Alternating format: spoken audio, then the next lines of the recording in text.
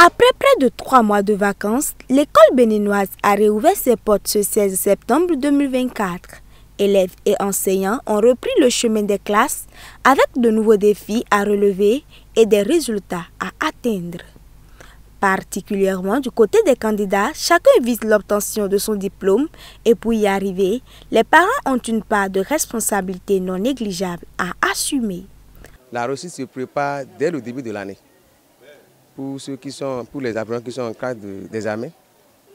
Donc si un enseignant, un parent du moins, veut avoir de répétiteurs à ses enfants, c'est pas quand l'examen va s'approcher, qu'on ne va pas courir à gauche et à droite, faire tout possible pour que mon enfant réussisse. Non, ça ne se fait pas comme ça. Donc c'est progressif. On ne doit pas accumuler les choses et après maintenant on veut forcer, on veut faire de miracles. Le gros lot du travail revient aux parents. L'État, n'est-ce pas, qui a fixé le jour de la rentrée n'est pas bête. Et c'est dès les tout premiers jours là qu'il faut prendre les taureaux par les cornes pour pouvoir faire les choses normalement comme cela se doit. Et là, si chacun respecte, n'est-ce pas, là, ce qui est de son ressort, bon, il n'y a pas de souci. En dehors des parents, dont la mission de suivi doit être permanente, les enseignants ou éducateurs ont un accompagnement plus spécifique à fournir. Il y a ce qu'on appelle dans le jargon pédagogique le contrat didactique et pédagogique que nous scellons avec les apprenants. Et au cours de ce contrat, on met la base, on met les comportements à adopter, comment il faut faire pour que les cours se déroulent sans anicroche, correctement, pour qu'ils comprennent bien les cours. L'enseignant aussi il doit mettre les apprenants en confiance. Donc il doit les prendre comme ses enfants. Donc c'est ça, et leur donner des conseils, surtout. Le volet psychologique n'est pas non plus à négliger.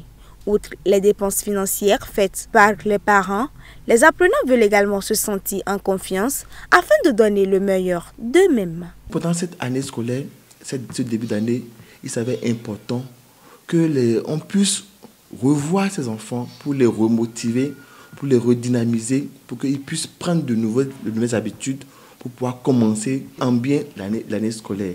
Et c'est cela justement qui justifie le fait que le début de l'année scolaire, il faudrait un accompagnement psychologique de ces enfants pour que voilà, on puisse atteindre les objectifs des parents qui veulent qu'à la fin de l'année, leurs enfants puissent réussir. Chaque acteur est invité à jouer son rôle afin que les candidats et les élèves aient tout le soutien dont ils ont besoin pour de meilleurs résultats.